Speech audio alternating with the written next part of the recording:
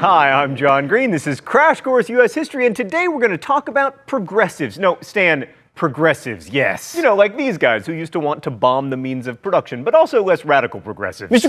Green, are we talking about like Tumblr progressives where it's half discussions of misogyny and half high contrast images of pizza? Because if so, I can get behind that. Me from the past, your anachronism is showing your internet was green letters on a black screen. But no, the progressive era was not like Tumblr. However, I will argue that it did indirectly make Tumblr and therefore JLog gift sets possible, so that's something. So some of the solutions that progressives came up with to deal with issues of inequality and injustice don't seem terribly progressive today, and also it kind of overlapped with the Gilded Age, and progressive implies like progress, presumably progress toward freedom and justice, which is hard to argue about an era that involved one of the great restrictions of freedom in American history, prohibition. So maybe we shouldn't call it the progressive era at all. Stan, whatever, roll the intro.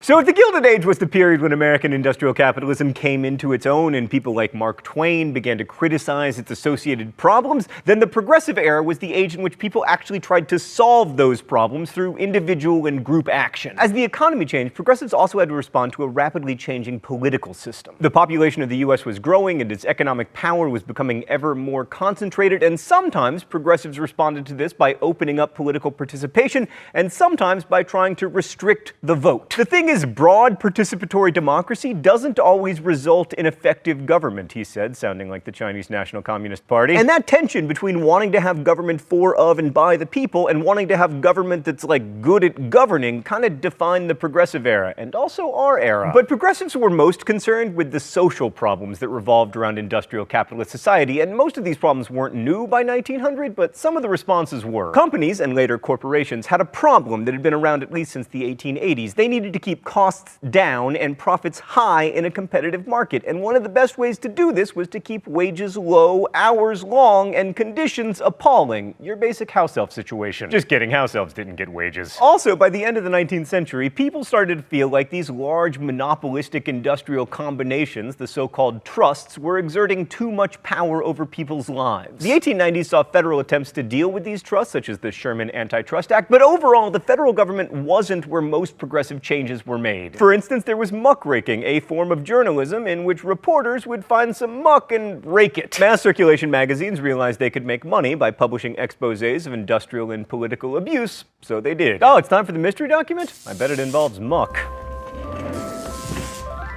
The rules here are simple. I guess the author of the mystery document, I'm either correct or I get shocked. Let a man so much as scrape his finger pushing a truck in the pickle rooms, and all the joints in his fingers might be eaten by the acid one by one.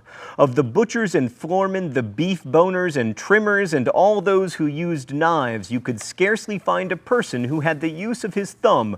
Time and time again, the base of it had been slashed, till it was a mere lump of flesh against which the man pressed the knife to hold it. They would have no nails. They had worn them off, pulling hides. Wow. Well, now I am hyper aware of and grateful for my thumbs. They are just in excellent shape. I am so glad, Stan, that I am not a beef boner at one of the meat packing factories written about in the jungle by Upton Sinclair. No shock for me! Oh, Stan, I can only imagine how long and hard you've worked to get the phrase beef boner into this show, and you finally did it. Congratulations! By the way, just a little bit of trivia. The Jungle was the first book I ever read that made me vomit. So that's a review. I don't know if it's positive, but there you go. Anyway, at the time, readers of The Jungle were more outraged by descriptions of rotten meat than by the treatment of meatpacking workers. The Jungle led to the Pure Food and Drug Act and the Meat Inspection Act of 1906. That's pretty cool for Upton Sinclair, although my books have also led to some federal legislation, such as the which officially declared Hazel and Augustus the nation's OTP. So to be fair, writers have been describing the harshness of industrial capitalism for decades, so muckraking wasn't really that new, but the use of photography for documentation was. Louis Hine, for instance, photographed child laborers in factories and mines, bringing Americans face to face with the more than 2 million children under the age of 15 working for wages, and Hine's photos helped bring about laws that limited child labor. But even more important than the writing and photographs and magazines when it came to improving conditions for workers was Twitter. What's that? There was no Twitter? Still? What is this, 1812? All right, so apparently still without Twitter, workers had to organize into unions to get corporations to reduce hours and raise their pay. Also, some employers started to realize on their own that one way to mitigate some of the problems of industrialization was to pay workers better. Like in 1914, Henry Ford paid his workers an average of $5 per day, unheard of at the time. Whereas today I pay Stan and Danica 3 times that and still they whine. Ford's reasoning was that better paid workers would be better able to afford the Model Ts that they were making, and indeed, Ford's annual output rose from 34,000 cars to 730,000 cars between 1910 and 1916, and the price of a Model T dropped from $700 to $316. Still, Henry Ford definitely forgot to be awesome sometimes. He was anti-Semitic, he used spies in his factory, and he named his child Edsel. Also, like most employers at the turn of the century, he was virulently anti-union. So while the AFL was organizing the most privileged industrial workers, another union grew up to advocate for rights for a larger swath of the workforce, especially the immigrants who dominated unskilled labor, the industrial workers of the world. They were also known as the Wobblies, and they were founded in 1905 to advocate for, quote, every wage worker, no matter what his religion, fatherland, or trade, and not, as the name Wobblies suggests, just those fans of wibbly-wobbly timey-wimey. The Wobblies were radical socialists. Ultimately, they wanted to see capitalism and the state disappear in revolution. Now, most progressives didn't go that far, but some, following the ideas of Henry George, worried that economic progress could produce a dangerous, unequal distribution of wealth that could only be cured by taxes. But more progressives were influenced by Simon W. Patton, who prophesied that industrialization would bring about a new civilization where everyone would benefit from the abundance and all the leisure time that all these new labor-saving devices could bring. This optimism was partly spurred by the birth of a mass consumption society. I mean, Americans by 1915 could purchase all kinds of newfangled devices like washing machines or vacuum cleaners, automobiles, record players. It's worth underscoring that all this happened in a couple generations. I mean, in 1850, almost everyone listened to music and washed their clothes in nearly the same way that people did 10,000 years ago. And then, boom. And for many progressives, this consumer culture, to quote our old friend Eric Foner, became the foundation for a new understanding of freedom, as access to the cornucopia of goods made available by modern capitalism. And this idea was encouraged by new advertising that connected goods with freedom, using liberty as a brand name or affixing the Statue of Liberty to a product. By the way, Crash Course is made exclusively in the United States of America, the greatest nation on earth, ever. That's a lie, of course, but you're allowed to lie in advertising. But in spite of this optimism, many progressives were concerned that industrial capitalism, with its exploitation of labor and concentration of wealth, was limiting rather than increasing freedom, depending on how you define freedom, of course. Industrialization created what they referred to as the labor problem, as mechanization diminished opportunities for skilled workers and the supervised routine of the factory floor destroyed autonomy. The scientific workplace management advocated by efficiency expert Frederick W. Taylor required rigid rules and supervision in order to heighten worker productivity. So if you've ever had a job with a defined number of bathroom breaks, that's why. Also, Taylorism found its way into classrooms, and anyone who's ever had to sit in rows for 45-minute periods punctuated by factory-style bells knows that this atmosphere is not particularly conducive to a sense of freedom. Now, this is a little bit confusing because while responding to worker exploitation was part of the progressive movement, so was Taylorism itself, because it was an application of research, observation, and expertise to the vexing problem of how to increase productivity. And this use of scientific experts is another hallmark of the progressive era, one that usually found its expression in politics. American progressives, like their counterparts in the green sections of not America, sought government solutions to social problems. Germany, which is somewhere over here, pioneered social legislation with its minimum wage, unemployment insurance, and old age pension laws. But the idea that government action could address the problems and insecurities that characterize the modern industrial world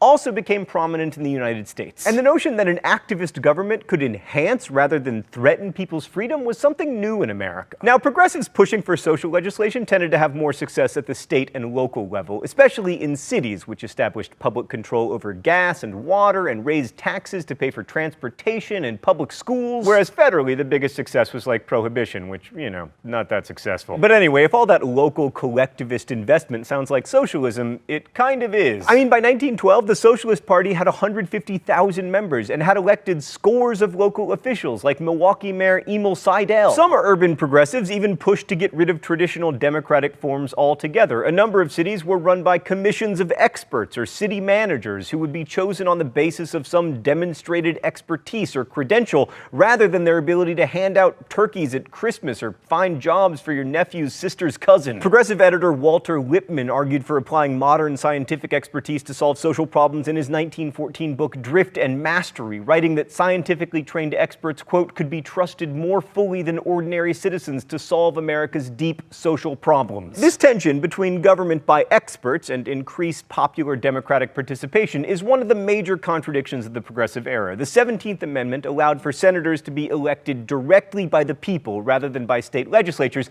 and many states adopted primaries to nominate candidates, again taking power away from political parties and putting it in the hands of voters. And some states, particularly Western ones like California, adopted aspects of even more direct democracy: the initiative, which allowed voters to put issues on the ballot, and the referendum, which allows them to vote on laws directly. And lest you think that more democracy is always good, I present you with California. But many progressives wanted actual policy made by experts who knew what was best for the people, not the people themselves. And despite primaries and direct elections of senators, it's hard to argue that the Progressive era was a good moment for democratic participation, since many progressives were only in favor of voting insofar as it was done by white, middle-class Protestant voters. All right, let's go to the thought bubble. Progressives limited immigrants' participation in the political process through literacy tests and laws requiring people to register to vote. Voter registration was supposedly intended to limit fraud and the power of political machines. Stop me if any of this sounds familiar, but it actually just suppressed voting generally.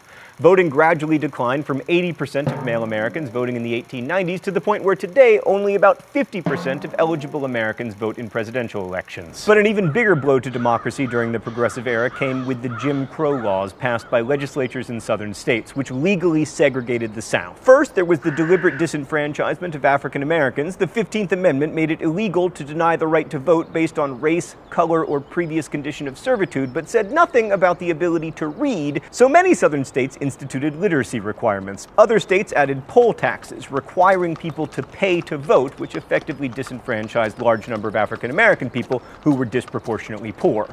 The Supreme Court didn't help. In 1896, it made one of its most famous bad decisions, Plessy versus Ferguson, ruling that segregation in public accommodations, in Homer Plessy's case, a railroad car, did not violate the 14th Amendment's Equal Protection Clause. As long as black railroad cars were equal to white ones, it was a-okay to have duplicate sets of everything. Now, creating two sets of equal quality of everything would get really expensive, so southern states didn't actually do it. Black schools, public restrooms, public transportation opportunities, the list goes on, would definitely be separate and definitely not equal. Thanks, Thought Bubble. Now, of course, as we've seen, progressive ideas inspired a variety of responses, both for Taylorism and against it, both for government by experts and for direct democracy. Similarly, in the Progressive era, just as the Jim Crow laws were being passed, there were many attempts to improve the lives of African Americans. The towering figure in this movement to uplift black Southerners was Booker T. Washington, a former slave who became the head of the Tuskegee Institute in Alabama, a center for vocational education. And Washington urged Southern black people to emphasize skills that could make them successful in the contemporary economy. The idea was that they would earn the respect of white people by demonstrating their usefulness, and everyone would come to respect each other through the recognition of mutual dependence while continuing to live in separate social spheres. But Washington's accommodationist stance was not shared by all African Americans. W.E.B. Du Bois advocated for full civil and political rights for black people and helped to found the NAACP, which urged African Americans to fight for their rights through, quote, persistent, manly agitation.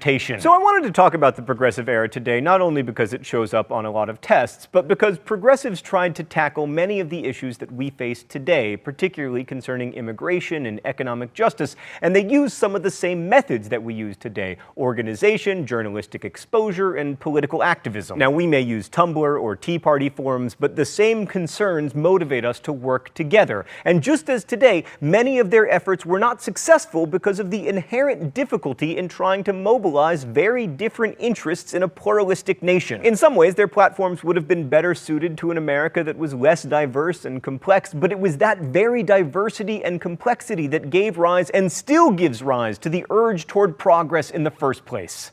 Thanks for watching. I'll see you next week. Crash Course is produced and directed by Stan Muller. Our script supervisor is Meredith Danko. The associate producer is Danica Johnson. The show is written by my high school history teacher, Raul Meyer, Rosiana Rojas, and myself, and our graphics team is Thought Cafe. Every week there's a new caption for the Libertage. You can suggest captions in comments, where you can also ask questions about today's video that will be answered by our team of historians. Thanks for watching Crash Course. If you like it, and if you're watching the credits, you probably do, make sure you're subscribed. And as we say in my hometown, don't forget to be awesome.